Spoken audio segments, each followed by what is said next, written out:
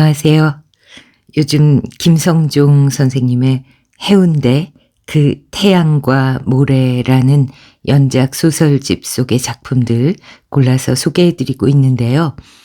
혹시라도 누군가가 그 선정성만 가지고 딴지를 걸까봐 제가 좀 조심스러워했던 작품들 중에 사회 고발성이 강하고 재미있는데 선정성이 높아서 살짝 망설였던 작품 2편 모아서 그냥 소개해 드리려고 합니다.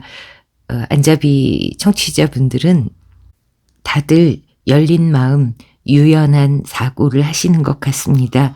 네, 그래서 자신 있게 2편 준비했습니다. 해운대의 잠 못 이루는 밤이라는 작품과 악마 같은 여자 2편 이어서 소개해 드리겠습니다.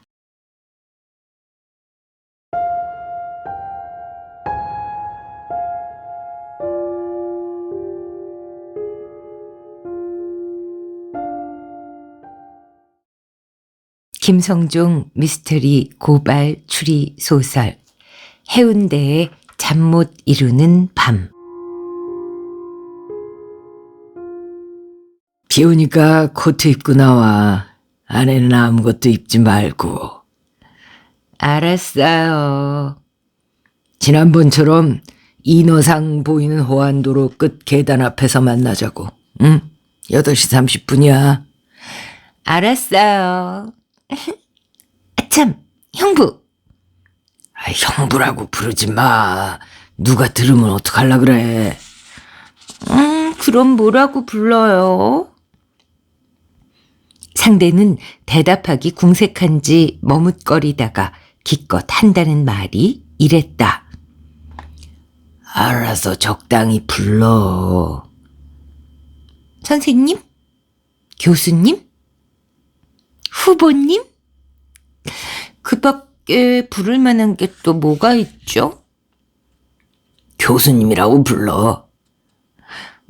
제가 부르기에는 정말 안 어울려요. 그래도 그게 제일 나아. 알겠습니다. 안 교수님.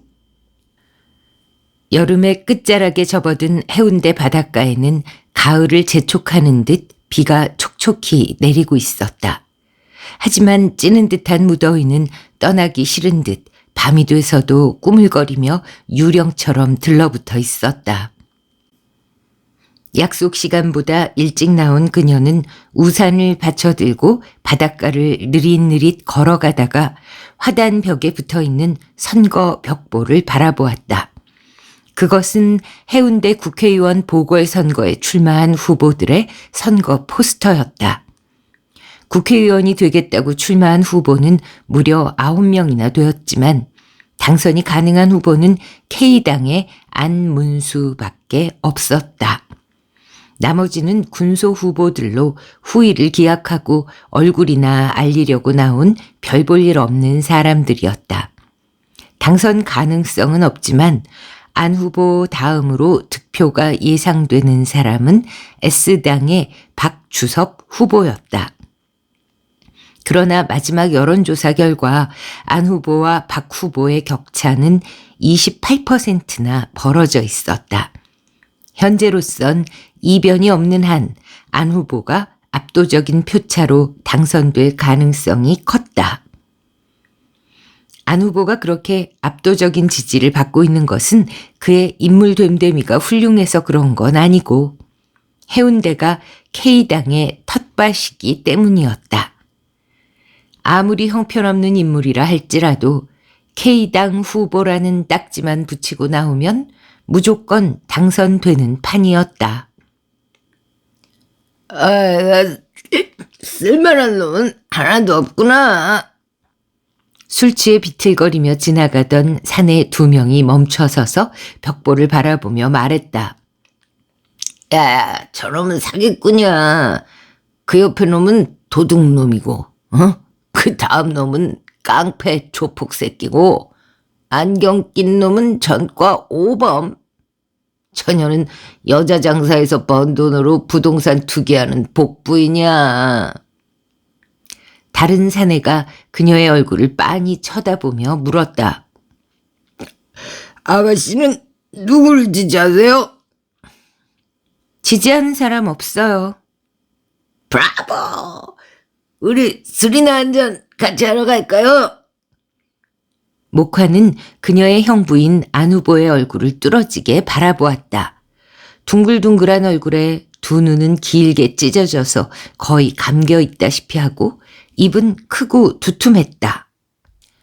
살찐 얼굴을 받쳐주는 밭은 목과 함께 전체적인 인상이 하마를 연상시키고 있었다. 그나마 그와 같은 인상을 조금 지적인 쪽으로 누그려뜨려 주는 것이 검은 태의 둥근 안경이었다. 하지만 아무리 좋게 봐주려고 해도 그녀의 눈에는 그는 야비하고 속물적인 사내였다. 항상 힘센 쪽에 붙어 지낸 그는 학내 분규로 교수들과 학생들이 부패한 이사장 퇴진을 요구하면서 농성에 들어갔을 때도 이사장 쪽에 붙어 양심적인 교수들을 학교 밖으로 쫓아내는데 앞장을 서곤 했었다. 권력에 아부하는 데에만 유난히 촉각이 발달한 그는 아부할 기회가 생기면 놓치지 않고 잘 포착해서 강연장이나 방송 또는 지면을 통해 권력이 좋아하는 달콤한 말들을 쏟아냈다. 그런 과정을 거치고서 그가 내놓은 카드가 결국은 국회의원 보궐선거 출마였다. 그동안 어용교수라는 욕을 먹어가면서도 권력자의 눈에 들기 위해 온갖 비굴한 짓을 다 해왔기 때문에 그가 K당 후보로 낙점을 받는 데에는 별 어려움이 없었다. 학자로서 학생들을 가르치고 연구하는 교수직보다는 그걸 이용해서 정치적 발판을 마련하고 어떻게든 권력을 휘두를 수 있는 정치가로 출세하는 것이 목적이었던 만큼 그는 그 꿈을 이룰 수 있는 절호의 기회를 바로 눈앞에 두고 있었다. 특별한 이변이 없는 한 당선될 것이기 때문에 그의 주위는 벌써 콩고물이나 얻어먹으려는 사람들로 문전성시를 이루고 있었고 그는 마치 당선이나 된 듯 행세하고 있었다. 바바리 코트 안에 아무것도 입지 않은 목화는 벌써부터 묘한 흥분을 느끼고 있었다. 코트만 벗으면 시로라기 하나 걸치지 않은 알몸이라는 것을 사람들은 알기나 할까? 아마 상상도 못할 것이다. 그 아슬아슬한 느낌이 줄곧 그녀를 자극하고 있었다. 그녀에게 그와 같은 스릴을 가르쳐준 사람은 다름 아닌 형부였다. 그는 유난히 변태적인 스릴을 좋아했고 거기에 응하다 보니 그녀 역시 물들어 그와 같은 스릴을 즐기게 되었다. 그녀는 호안도로에서 벗어나 목로주점 앞으로 다가갔다. 아직 시간이 많이 남아 있었기 때문에 뜨거운 육체를 술 한 잔으로 더 달구고 싶었다. 많은 사람들이 보는 앞에서 안에 아무것도 입지 않은 자신을 보여준다는 것. 그들은 그녀의 코트 속을 꿰뚫어 볼 수 없지만 자신은 알몸을 내보여주는 것 같은 스릴을 느끼면서 술을 한잔하는 그 기분은 어디에도 비교할 수 없는 독특하고 짜릿한 경험이었다. 차양이 쳐진 노천에 자리 잡은 그녀는 생맥주 한 잔을 주문했다. 아무튼 이 골치 아픈 사건들은 계속 일어나고 있는데 별로 해결된 게 없으니까 잠이 안 옵니다. 응? 잠이 안 와요. 곰처럼 생긴 사내가 이쪽을 흘끔흘끔 살피며 말했다. 그 맞은편에는 머리가 허연 노인이 앉아 있었다. 두 다리를 꼬고 앉아있는 목화의 하체는 그냥 외면하기에는 너무도 자극적이었다. 앞자락이 벌어진 코트 사이로 살찐 허연 허벅지가 아슬아슬한 데까지 드러나 있었다. 그렇게 보고 싶어 하니 보여줄까? 코트 자락만 살짝 젖히면 시커먼 사타구니가 보일 것이고 사내는 정신을 못 차리겠지? 생각 같아선 그렇게 하고 싶었지만 그녀는 차마 그럴 수는 없어서 미소만 지으며 담배를 뽑아 물었다. 잠깐만 끼어들게요. 여기 곰처럼 생긴 사내 그리고 머리가 허연 노인은요. 이 연작집에서 간간히 등장하는 그러니까 김성종 작가님의 분신인 전직 추리소설 작가인 노인하고 또 그다음에 지난번에 소개해드렸던 작품 속에 등장했던 형사 기억나시죠? 꽃뱀처럼 범죄자 여인에게 걸려들었던 그 형사 그분들이 되겠습니다. 이 소설집에서는 이렇게 등장인물들이 스치면서 등장하는 재미가 있습니다. 여름에는 여긴 용광로나 다름없으니까 사건 사고가 많이 일어날 수밖에 없겠지요. 늙은 작가가 취기 어린 목소리로 말했다. 하지만 너무 심하단 말입니다. 진짜 여름이 빨리 지나갔으면 좋겠어요. 하하, 해운대에는 슬픔과 고통을 안고 찾아오는 사람들이 적지 않을 거예요. 그들은 그 슬픔과 고통에 대해 어떤 결말을 보려고 해운대를 찾아오는 걸 거란 말이죠. 그렇게 말씀하시니까 그런 것 같습니다. 그저께 백사장에서 시신으로 발견된 젊은 여자가 있었는데 손목을 그어서 자살한 것 같더라고요. 늙은 작가는 쯧쯧하고 혀를 차고 나서 소주를 입속에 털어넣었다. 또 요 며칠 전에는요. 그 게스트하우스를 운영하는 한 노파가 전화를 걸어왔는데 영아 시신이 방 안에 있다는 거예요. 갓난애기 죽은 게. 가봤더니 시신은 이미 애엄마가 또 안고 가버렸어요. 참, 애엄마라는 거는 서울에서 내려온 어린 그 10대 소년데 애를 방 안에 놔두고 잠깐 나갔다 온다더니 다음 날에야 나타났답니다. 에어컨은커녕 창문 하나 없는 무더운 방 안에서 굶고 있다가 결국 죽은 거죠. 그리고 또 살인사건이 하나 났는데 이 근방에서 누가 살해됐다고 하던데. 예, 며칠 전에 이 건물 저 안쪽에 있는 화장실에서요. 젊은 남자가 피살체로 발견됐는데 소변을 보다가 뒤통수를 얻어맞고 죽은 것 같아요. 자넨 이래저래 잠이 안 오겠구만. 예, 여름 한철에는 잠 못 이루는 밤이 많습니다. 비틀거리는 걸음걸이로 인어상이 보이는 계단 앞까지 걸어간 목화는 코트의 윗단추를 2개 풀고 깃을 젖혔다. 둥글게 부푼 젖가슴이 드러나자 그녀는 그것을 앞으로 쑥 내밀고 비바람을 받았다. 몸속에서 타오르고 있던 열기가 조금 식는 것 같았다.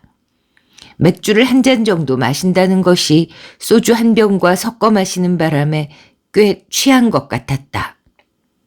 젖가슴 위로 떨어지는 빗방울을 손에 묻혀 가슴을 쓰다듬자 그녀는 금방 달아올라 입에서 신음소리까지 흘러나왔다.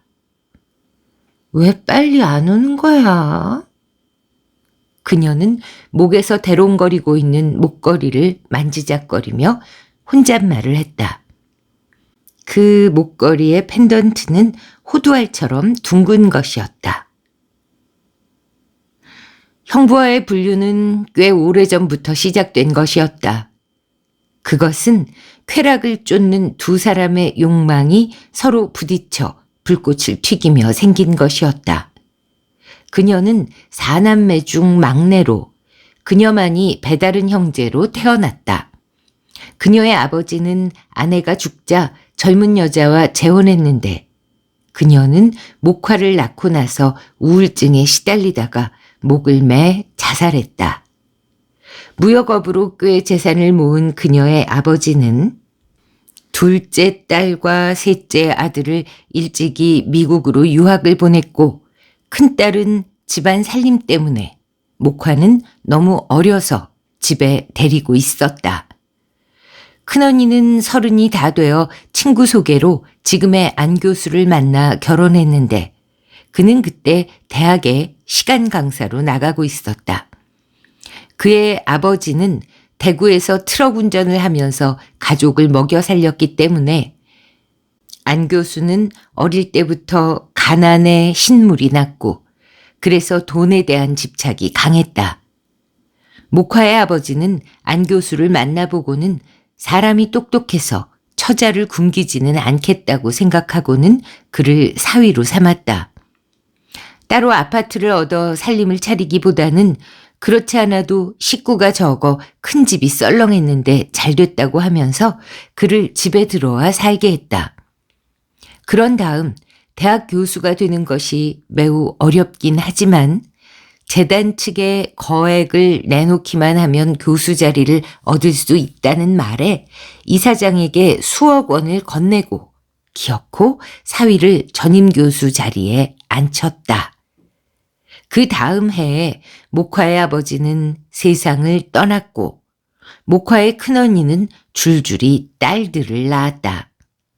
아이들이 자라서 초등학교에 다니기 시작했을 때 큰언니는 집안 살림을 목화에게 맡기고 아이들을 데리고 미국으로 떠났다. 아이들에게 영어 조기 유학을 시키기 위해서였다.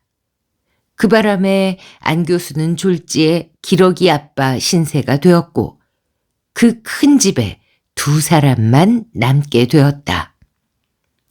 그때 목화는 첫 결혼에 실패하고 집에 들어와 산 지 1년쯤 됐을 때였다. 그녀가 결혼 생활에 실패한 건 그녀의 무절제한 남자 관계가 결혼 후에도 계속됐기 때문이었다. 언니가 미국으로 떠나자마자 안 교수는 기다렸다는 듯이 목화를 찝쩍거렸고 목화는 처음에는 못 이기는 채 소극적으로 응하다가 일단 선을 한번 넘자 적극적으로 그를 받아들이기 시작했다. 욕망과 쾌락에 충실한 2사람은 물불을 가리지 않고 섹스에 탐닉했고 더 자극적인 쾌감을 찾아 변태적인 짓도 서슴지 않았다. 수년이 지나 그녀의 언니는 목화와 형부 사이가 심상치 않다는 말을 듣고는 귀국해 목화를 집에서 쫓아냈다. 하지만 그녀는 중병에 걸려 죽음을 눈앞에 두고 있었다. 폐암 말기 상태로 귀국한 큰언니는 곧바로 병원에 입원했지만 담당 의사는 더 이상의 치료가 불가능하다고 하면서 손을 놓아버렸다. 그녀가 언제 죽을지 모르는 위독한 상태인데도 불구하고 안 교수와 목화의 불륜 행각은 조금도 멈출 줄 모른 채 지속되고 있는 것이었다. 목화는 어둠 속에서 모자를 푹 눌러 쓴 뚱뚱한 사내가 다가오는 걸 가만히 지켜보면서 코트 단추를 모두 빼낸 다음 앞자락을 양쪽으로 젖혔다. 가까이 다가온 사내는 그녀의 알몸을 노려보다가 허리를 끌어안으면서 얼굴을 묻었다. 빗물 때문에 미끄러워진 피부가 금방 열기로 뜨거워지자 그녀의 입에서 신음소리가 흘러나왔다. 정말 속에 아무것도 안 입었네. 입고 나오지 말라고 했잖아요. 형부, 사랑해요. 형부라고 하지 마. 듣는 사람 없잖아요. 형부라고 부르면 흥분돼요. 형부, 저 사랑해요? 몇 번이나 말해야 알겠어. 미치도록 사랑해. 너 없으면 못 살겠어. 피, 거짓말.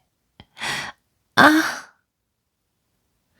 젖꼭지가 그의 입속으로 빨려 들어가자 그녀는 더 이상 말을 할 수가 없었다. 잠시 후 그들은 모래밭으로 내려갔다.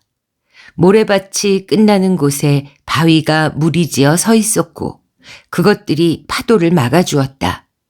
이미 2번 와본 적이 있었기 때문에 그들은 구두를 벗어 바위 위에 올려놓고 나서 물속으로 첨벙첨벙 들어갔다. 키를 넘는 큰 바위 뒤로 돌아가자 바다 쪽으로만 시야가 트여 있고 다른 쪽은 막혀 있는 은밀한 공간이 나타났다. 그곳에는 거북이 등짝처럼 보이는 크고 넓적한 바위도 있었다. 그들은 거추장스러운 우산을 접어 한쪽으로 치워놓고는 비를 고스란히 맞으며 본격적으로 사랑의 랑데뷰를 시작했다. 그녀가 코트를 아예 다 벗어버리고 달려들자 그 역시 아랫도리를 벗어붙이고 그녀를 공격했다. 그러다가 나중에는 흥분한 나머지 윗도리까지 벗어버리는 바람에 두 사람은 완전히 알몸이 되어 엉겨붙었다. 때맞춰 비까지 거세게 퍼붓는 바람에 그것이 더욱 분위기를 자극적으로 몰고 갔다. 그녀가 바위 위에 엎드려 엉덩이를 높이 쳐들었을 때 번갯불이 번쩍하면서 두 사람을 비추었고 이어서 우르릉 쾅 하면서 뇌성이 울렸다. 그것이 신호이기라도 한 듯 그는 뒤에서 그녀를 밀어붙였고 그녀는 쉴 새 없이 형부를 외치면서 더 세게 해달라고 소리쳤다. 그날 랑데뷰가 끝난 후 차로 돌아가 옷을 갈아입으면서 안 후보는 그녀에게 5천만 원짜리 자기압수표가 들어있는 봉투를 건네주었다. 그것은 후원금으로 들어온 수억 원 가운데서 빼낸 것으로 집에서 쫓겨난 그녀에게 방을 얻어주기 위해 주는 돈이었다. 사실 주고 싶진 않았지만 그녀가 원룸이라도 하나 구하게 돈을 달라고 조르는 바람에 할 수 없이 마련한 것이었다. 정작 그녀는 방을 얻을 생각이 추호도 없었다. 안 후보와 헤어진 뒤 집으로 돌아오다 말고 그녀는 길가에 차를 세운 뒤 S당의 박주섭 후보에게 전화를 걸었다. 전화를 받기 무섭게 그는 약속한 건 어떻게 됐느냐고 물었다. 됐어요. 들어보시면 깜짝 놀랄 거예요. 그리고 아주 완벽해요. 그 사람 사퇴하지 않고는 못 베길걸요? 그녀는 자신 있게 말하면서 목걸이를 만지작거렸다. 그 정도예요? 일단 한번 들어봅시다. 조건이 있어요. 송금이나 수표는 사절이고요. 현금하고만 맞바꿔야 해요. 5만 원짜리로 준비해 주세요. 물건이 되는지 일단 들어보고 얘기를 해야지. 돈부터 얘기를 하면 어떡해요? 제가 이런 짓을 한 건 순전히 돈 때문이거든요.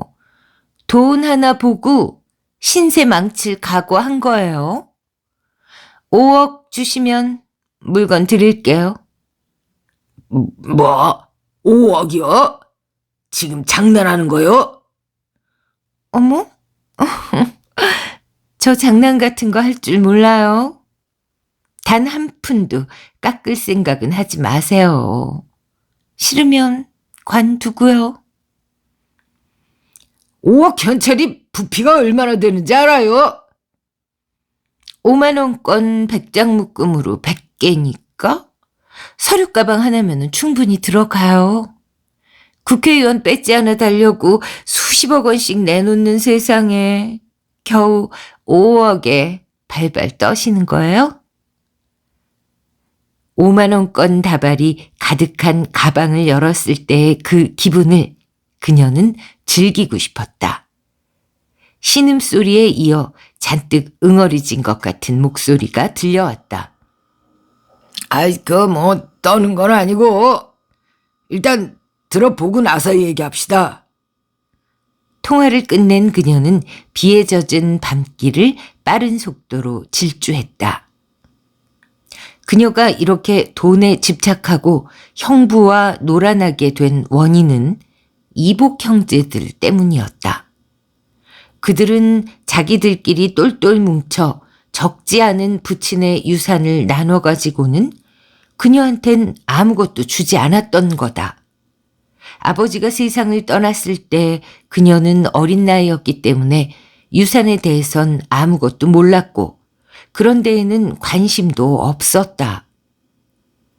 하지만 이제와 그녀는 자기들끼리만 똘똘 뭉친 그 관계를 부숴버리고 싶었고 그들의 가정을 파괴해버리고 싶었다. 형부와의 분류는 그 파괴의 지름길이었다.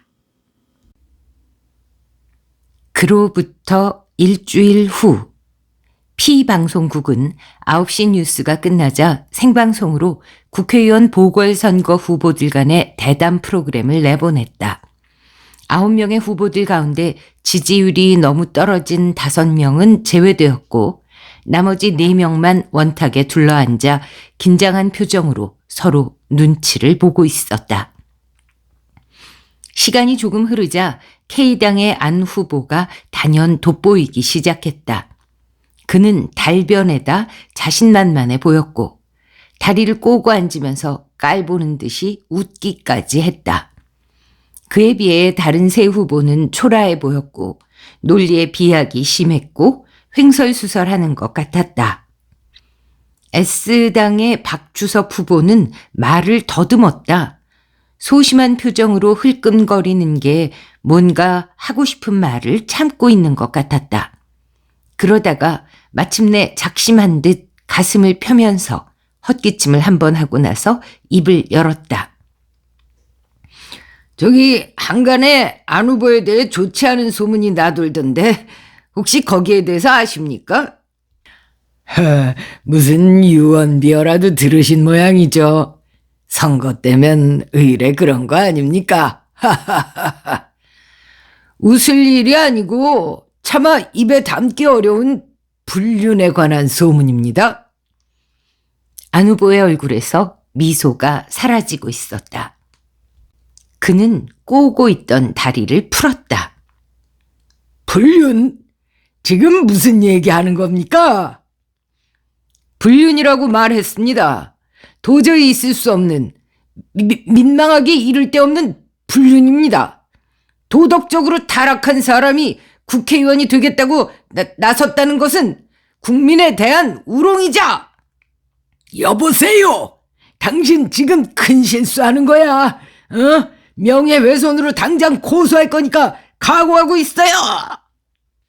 안 후보는 주먹으로 탁자를 후려쳤다.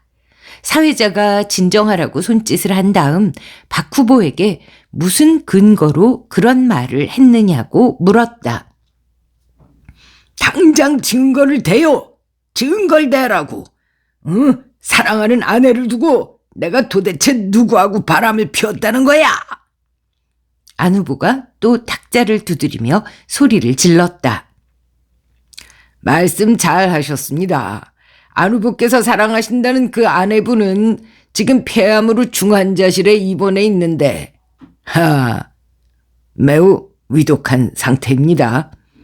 그런데도 불구하고 안 후보는 다른 여자하고 낯뜨거운 짓을 하고 다녔습니다. 그 여자가 누군지 아시면 모두 놀라실 겁니다.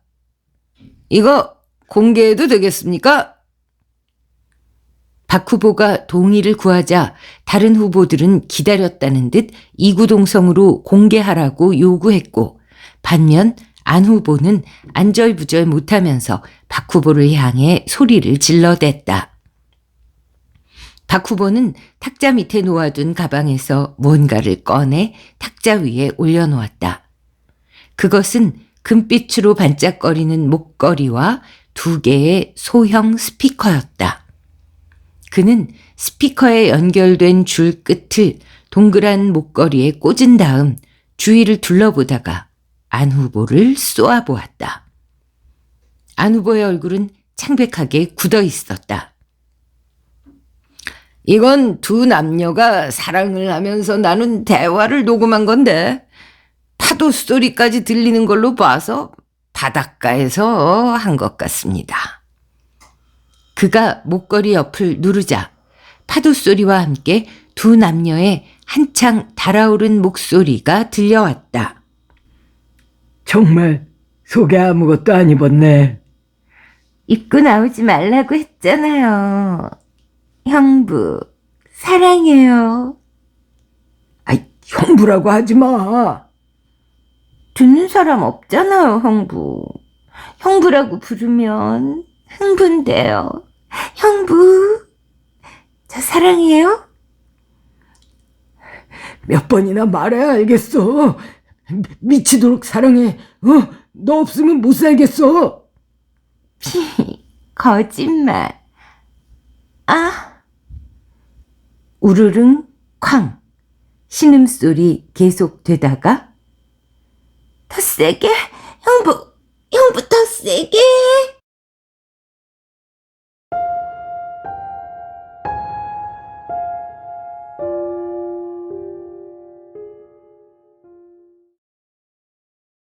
네, 요렇게 끝이 나네요.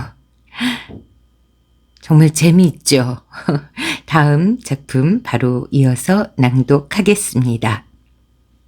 제 개인적인 의견으로는 이 두 번째 이야기에 나오는 여자가 더 기가 막히긴 합니다. 들어보세요. 여러분은 어떠신지?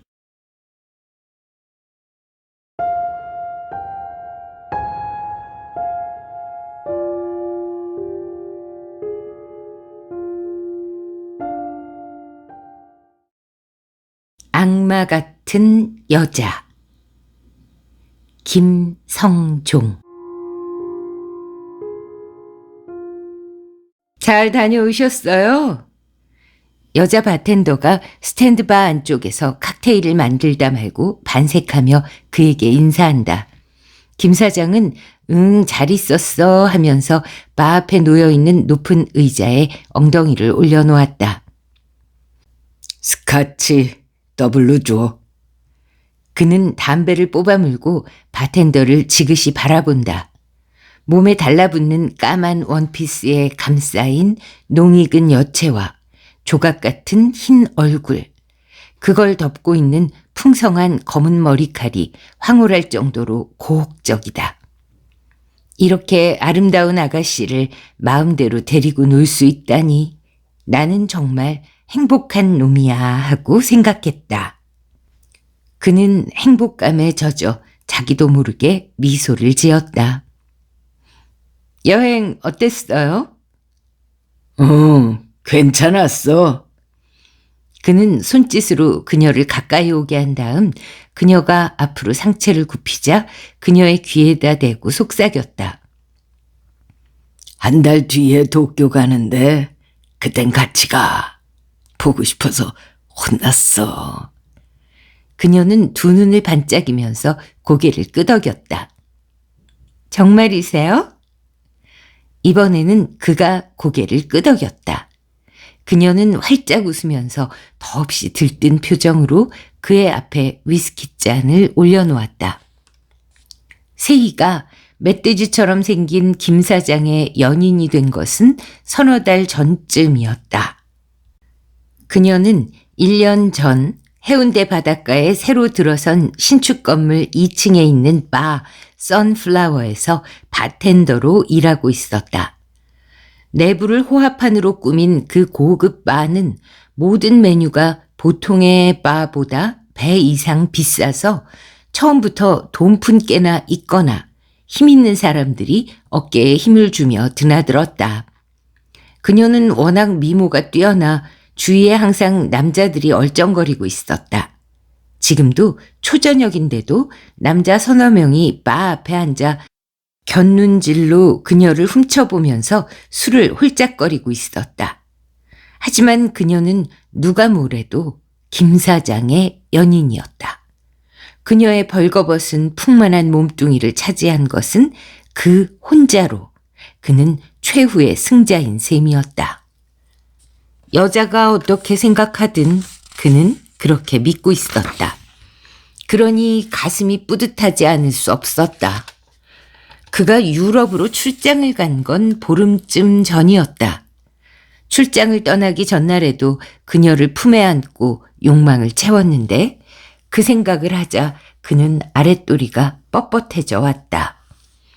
그녀의 테크닉은 절묘해서 그를 무아지경 속으로 황홀하게 이끌었고 그건 결코 잊을 수 없는 경험으로 아직도 그를 생생하게 괴롭히고 있었다. 그녀의 교성과 몸부림은 그 자체로 생의 환희이자 희열이었기 때문에 그는 몇 번이라도 맛보고 싶었다. 오늘 밤은 효과가 뛰어난 비아그라를 구했기 때문에 그녀를 몇 번이고 만족시켜줄 수 있을 거라고 생각하자 그는 벌써부터 소년처럼 가슴이 뛰기 시작했다. 노을이 사라진 바닷가에는 여전히 많은 사람들의 발길이 어지럽게 오가고 있었다. 멀리 고층 아파트 군에는 어느새 불들이 켜져 있었고 해수욕장을 따라 길게 이어진 산책로에도 오렌지색 가로등 불빛들이 밤의 바다와 어우러져 환상적인 분위기를 만들어내고 있었다. 선물 사왔어. 그녀가 가까이 다가오자 그가 속삭였다. 어머, 그래요? 뭔데요? 그녀의 두 눈이 호기심으로 반짝거렸다. 선물 사왔다고 자랑까지 하는 걸로 봐서는 시시한 선물 부스러기는 아닐 거라는 기대감이 그녀의 얼굴에 나타났다. 차에 놔두고 왔어. 이따가 만나서 줄게. 저녁에 시간 있지? 그녀는 좀 망설이는 듯 하다가 고개를 끄덕였다. 좀 늦게 만나요. 11시 지나서. 그는 부산과 울산 지역을 총괄하는 비밀기관의 책임자였다. 육군 중장으로 예편한 그는 6개월쯤 쉬고 있다가 비밀기관인 Z15의 지역 책임자로 부임했는데 현재 2년째 근무하고 있었고 모든 면에서 군에 있을 때보다 훨씬 만족스러웠다. 급료뿐만 아니라 마음대로 유용할 수 있는 운영비와 수당도 실컷 쓰고 남을 정도로 많았고 거기다 한 곳에 얽매이지 않고 자유롭게 돌아다닐 수 있는 여유가 있어서 좋았다. 비밀기관의 책임자라는 지위에 대한 사람들의 두려움 비슷한 반응도 그의 만족도를 높여주었다. 세상이 많이 달라져서 예전처럼 비밀기관이 무소불위로 사람들에게 공포감을 불러일으키지는 않지만 그래도 은근한 두려움과 신비감 같은 것은 남아 있었다. 비밀기관인 만큼 그는 그냥 김 사장으로 통했다. 그러나 흔히 말하는 그런 김 사장이 아닌 것이었다. 그날 비아그라 효과를 톡톡히 본 김 사장이 기분 좋은 피로감을 안고 귀가한 것은 새벽 3시경이었다. 그의 부인은 남편이 아무리 늦게 귀가해도 비밀기관의 책임자로서 업무 때문에 그러려니 하고 조금도 따지거나 하질 않았다. 바로 그런 점도 그의 업무 만족도를 높여주는 점들 가운데 하나라고 할 수 있었다. 여보, 오늘 점심 때 시간 좀 낼 수 있어요? 샤워를 하고 나서 잠자리에 들었을 때 아내가 물었다. 왜? 무슨 일 있어? 저기 성우가 사귀는 아가씨가 있나 봐요. 참한 아가씨라고 하면서 한번 보여드리고 싶어 하네요. 성우는 뭐 우리가 허락하기만 하면은 식 올리고 나서 신부하고 같이 미국 갈 생각인가 봐요. 뭐? 지금 무슨 말 하는 거야? 성우는 외아들이었다. 위로 누나가 하나 있는데 그녀는 결혼해서 서울에서 살고 있었다. 성우는 공부밖에 모르는 착한 아들로 줄곧 우수한 성적으로 학교를 다녔기 때문에 집안의 자랑거리였다. S대 건축학과를 졸업한 그는 하버드대 대학원에 입학 허가가 나서 한 달 후면 미국에 가기로 되어 있었다. 아들이 하버드에 들어갔다는 그 사실 하나만으로도 그는 크나큰 자랑으로 생각하고 있었다. 그런데 거기에 느닷없이 결혼 문제가 끼어든 것이다. 공부도 아직 안 끝났는데 결혼은 무슨 결혼이야. 왜 갑자기 결혼 얘기가 나왔어? 어? 그런 걸 그렇게 후다닥 해서 되나? 그의 아내는 기다렸다는 듯이 말했다. 성우는 지금까지 공부밖에 모르고 부모 품 떠나본 적이 없어요. 응? 공부는 잘할지 몰라도 온실에서만 자란 나약한 청년 아니에요. 거기다가 성품도 유약해가지고 미국처럼 세계 온갖 인종들이 다 모여드는 거친 사회로 나가서 제대로 견뎌낼지 걱정이었다고요. 유학생들 제일 큰 문제는요. 공부는 둘째고 외로움하고 성 문제래요. 그걸 견디지 못하면은 결국 마약에 손대게 되고 외국인들하고 난잡한 성관계나 갖게 된다고 하더라고요. 뭐 그러다가 정신 이상이 되고 폐인처럼 돼서 돌아오는 애들이 한둘이 아니라고요. 의지가 강하지 못하고 유약한 애들이 특히 그럴 가능성이 높대요. 응? 근데 그런 걸 예방할 수 있는 최선의 방법이 결혼밖에 없는데 그 결혼시켜서 부부 같이 유학 보내면 얼마나 좋아요. 그러면 그 외로움도 없어지고 성 문제도 해결이 되고 일석이조래요. 뭐 좀 급하긴 하지만 기회가 났으니까 상대가 괜찮으면 식을 올리는 것도 괜찮을 것 같아요. 성우가 여자애가 몹시 마음에 드는 모양이에요. 뭐 미국 가서 애 나오면은 미국 시민권도 얻을 수 있고 좋잖아요.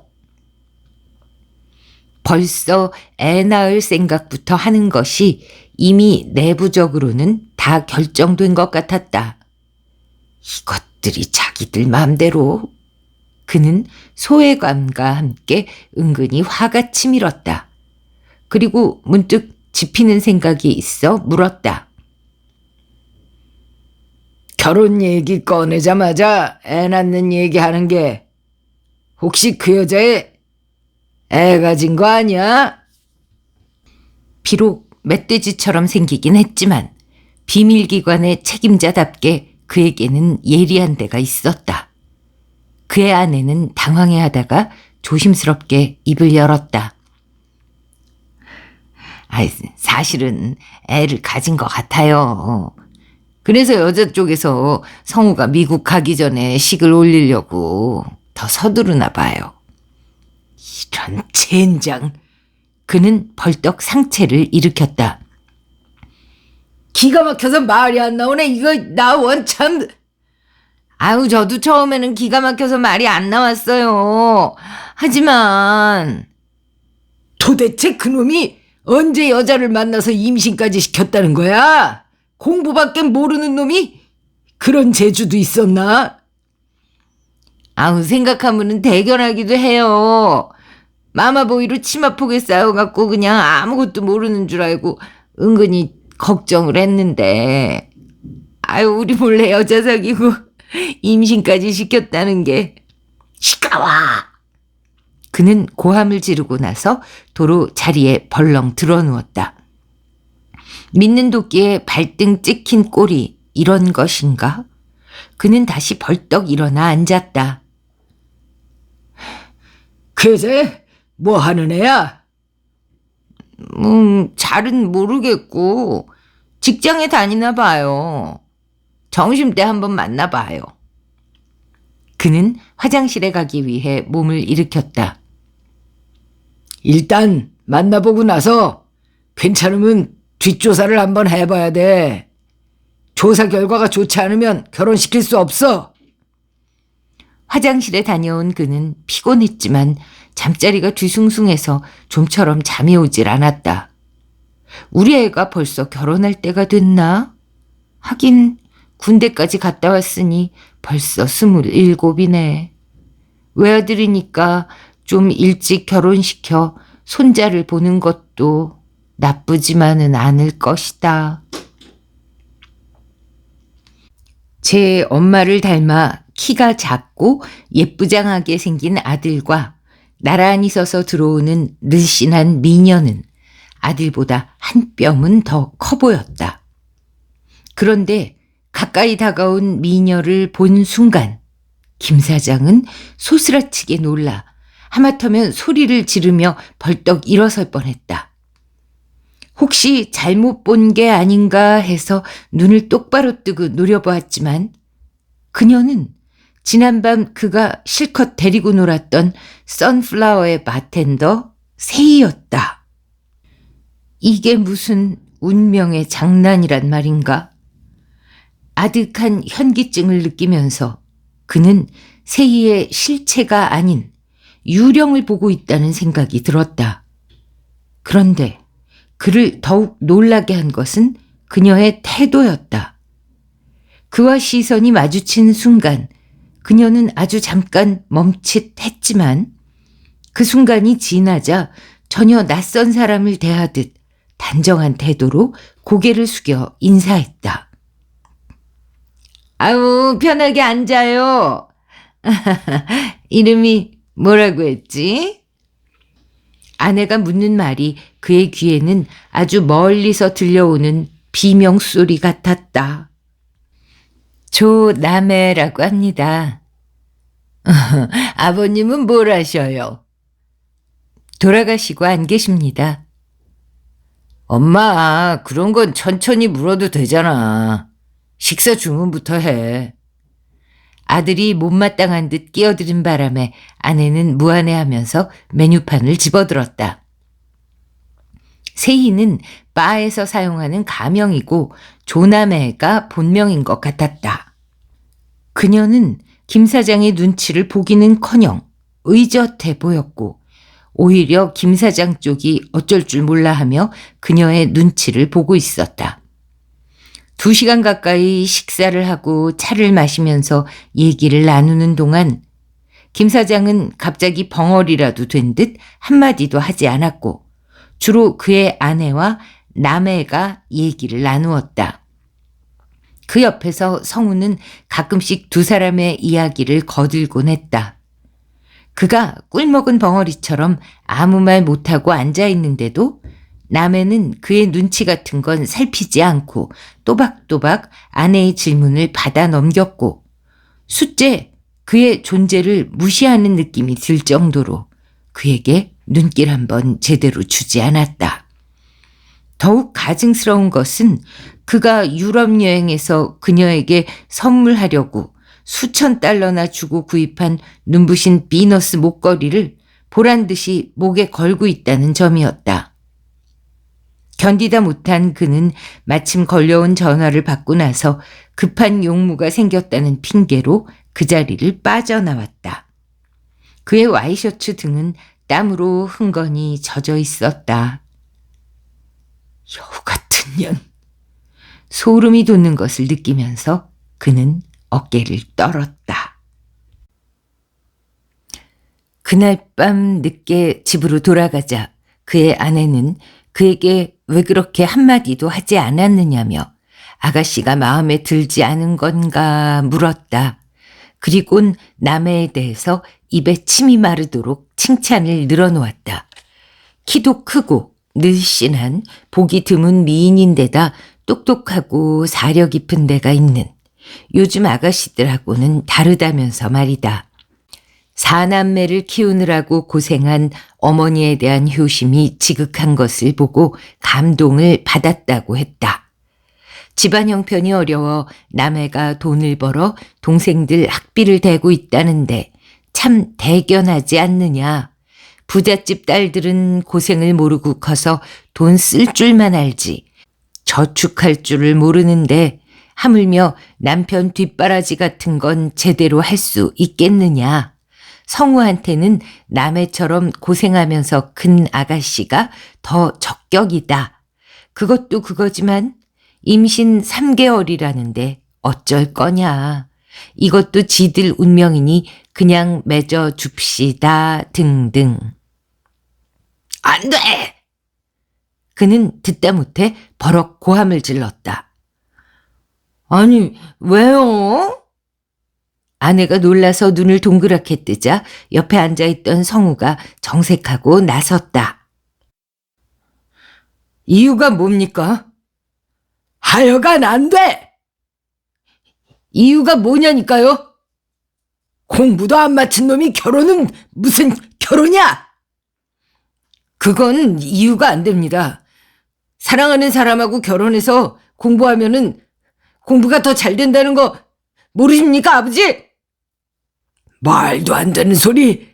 아무튼 걔 뒷조사부터 해보고 나서 얘기해. 그건 그렇고 애를 뱄다는데 네 애가 확실해? 확실합니다. 이런 미치고 환장할 일이 있는가. 남해는 더 이상 바에 출근하지 않았다. 바에 가서 알아보니 갑자기 결혼하게 되어 그만두었다고 했다. 김 사장이 전화를 몇 번 해도 받지 않아 전전긍긍하고 있을 때 그녀 쪽에서 먼저 전화를 걸어온 것은 밤 10시가 넘어서였다. 너 지금 제정신이야? 그녀를 만나자마자 그가 맨 처음 던진 말이었다. 죄송합니다.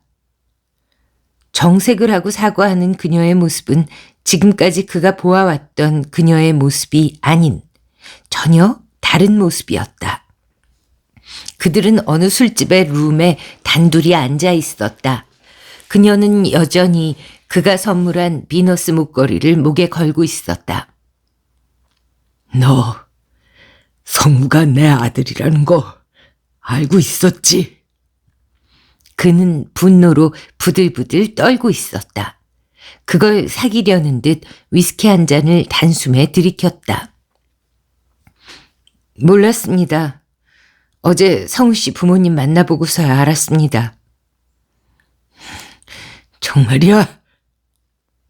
정말입니다. 김 사장은 길게 한숨을 내쉬었다. 세상에. 어쩌다가 이런 일이 일어났지. 기가 막혀서 말이 안 나온다. 그래, 이왕 이렇게 된 거 불행한 일이지만 서로 잊고 깨끗이 정리하자. 성우한테는 우리 관계 절대 말해선 안 돼. 입도 뻥끗해서는 안 된다. 사정이 있어서 결혼 못한다고 말하고 헤어져. 너하고 내 관계도 이걸로 끝이야. 그럴 수는 없습니다. 그녀는 단호하게 말했다. 뭐? 그럴 수가 없다고? 그럼 어떻게 하겠다는 거야? 우린 사랑하는 사이니까 결혼할 거예요. 성우 씨하고 약속했어요. 절대 헤어지지 않기로. 기가 막힌 김 사장은 잡아먹을 듯이 그녀를 노려보았다. 뭐? 사랑하는 사이라고? 너 지금 제정신으로 말하는 거냐? 전 멀쩡해요. 너 지금 우리 집안 망하게 하려고 그러는 거냐? 그런 생각은 추호도 없습니다. 이야기를 할수록 그는 성우와 결혼하려는 그녀의 생각이 요지부동이라는 걸 알고는 너무 황당해서 무섭게 그녀를 꾸짖고 거칠게 욕까지 퍼부어댔다. 그러나 그녀는 눈썹 하나 까딱하지 않았다. 겁을 주고 협박을 해도 통하지 않았다. 너는 창피하지도 않냐? 아버지하고 아들 번갈아 가면서 관계를 맺었는데 어떻게 내 며느리가 되겠다는 게야? 넌 도덕심도 없는 짐승이냐?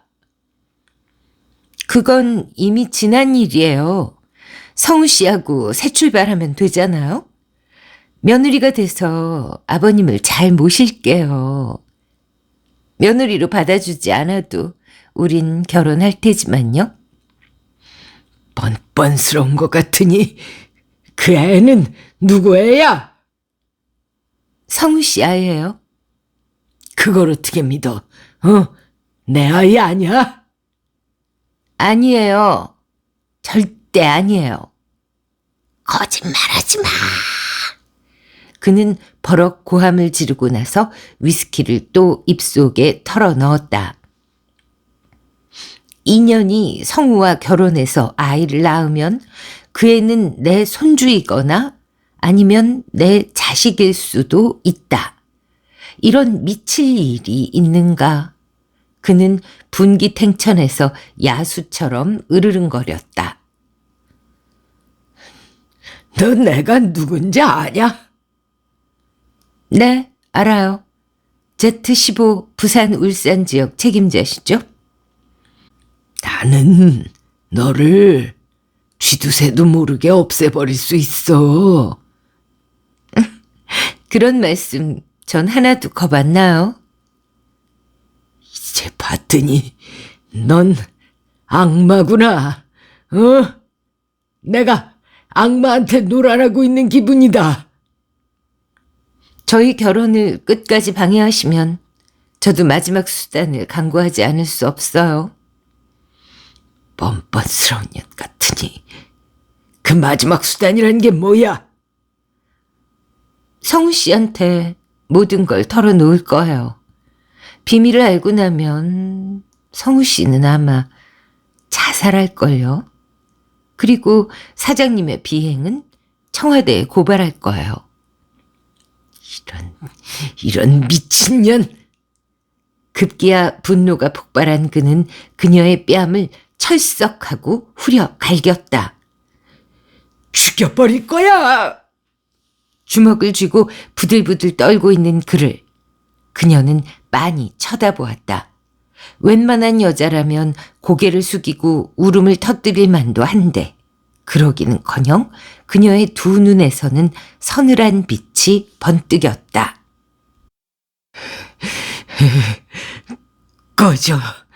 꺼지라고. 꼴도 보기 싫으니까 꺼지란 말이야. 그가 주먹으로 탁자를 후려치자 그녀는 천천히 몸을 일으켰다. 다음에 뵙겠습니다. 침착하게 고개를 숙이고 나서 돌아 나가는 그녀의 뒷모습을 노려보다가 그는 사납게 쏘아붙였다. 보긴 뭘 봐. 이게 끝이야. 그녀의 모습이 사라지자 그는 안절부절 못하다가 기가 막혀서 하고는 술병을 집어들고 병째로 나발을 불었다. 뒷조사를 해본 결과 그녀는 부산으로 내려오기 전에 서울에서 살았는데 그녀가 성우를 만난 것은 이태원에 있는 바에서 일하고 있을 때였다. 그 바는 흑인들이 단골로 드나드는 곳으로 그녀는 거기서 바텐더로 일하고 있었다. 성우는 그때 대학 졸업반으로 유학 준비를 위해 영어학원에 다녔었는데 어느 날 흑인 강사를 따라 그 바에 들렀다가 그녀를 보고는 첫눈에 반해버렸던 것이었다. 20일쯤 지나 성우와 남해는 간단히 결혼식을 올리고 서둘러 미국으로 떠났다. 김 사장이 결혼 반대 이유로 내놓은 것은 남해의 남자 관계가 복잡하고 술집 출신이라는 것이었다. 그러나 성우는 과거는 문제가 되지 않고 그녀가 술집에서 일한 건 먹고 살기 위해 그런 것이므로 이해를 해 주어야 한다고 주장했다. 너무 서두른 결혼인데다 널리 알리고 싶지도 않았기 때문에 가까운 친지들만 초대해서 간단히 식을 올리긴 했지만 김 사장은 몸이 아프다는 이유로 그 자리에 끝내 나타나지 않았다. 실제로 그는 심장병이 도져 집에 누워 있었다. 어리석은 아들 녀석이 여우한테 홀려도 단단히 홀렸으니 이를 어쩌면 좋으냐. 그는 가슴을 쥐어뜯으며 신음했지만 이미 엎질러진 물이었다. 이듬해 3월 하순 김 사장의 아내는 며느리의 출산 날짜가 임박해서 미국의 아들 집으로 날아갔다. 그런데 출산 예정일이 지났는데도 아내한테서 아무런 연락이 없었다.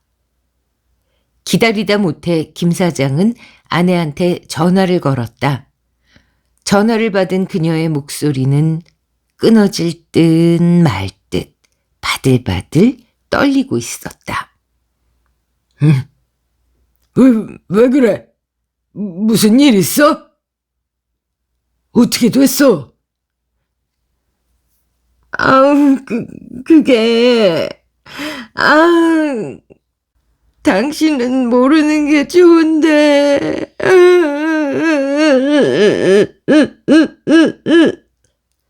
그녀는 흐느껴 울기까지 했다. 그가 격하게 반응하면서 다그쳐 묻자 그녀는 마지못해 이렇게 말했다. 흑인 애를 낳았어요. 아유.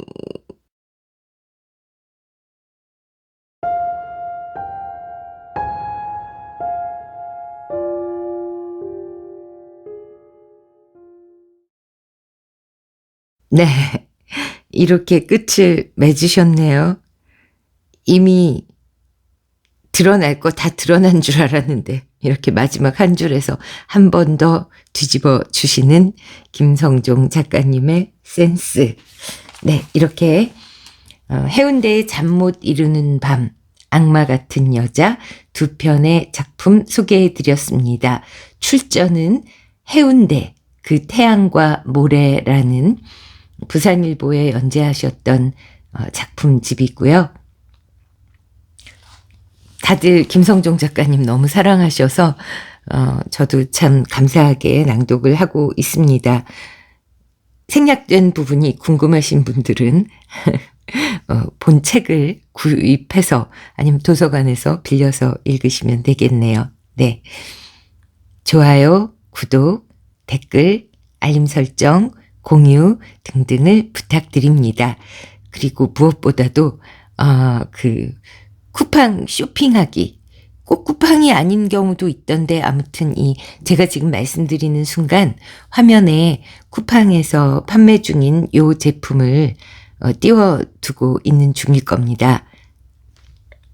요 제품을 꼭 구매하시라는 게 아니라요. 요 제품 링크를 타고 쿠팡에 들어가시면 거기서 그냥 평소에 늘 하시던 쇼핑, 필요해서 하시는 쇼핑 있잖아요. 그걸 하시면 똑똑한 알고리즘이 어떻게 알고 얘는 안잡이 타고 왔대. 안잡이한테 수고비를 좀 주자. 이렇게 되는 시스템이라고 합니다. 네, 여러분의 안잡이를 향한 사랑 부탁드리면서 물러가겠습니다. 날이 추웠다, 덜 추웠다 하는데요. 마스크 꼭 쓰셔서 감기 바이러스로부터 본인의 몸을, 소중한 몸을 지켜내시길 바라겠습니다. 물러갑니다.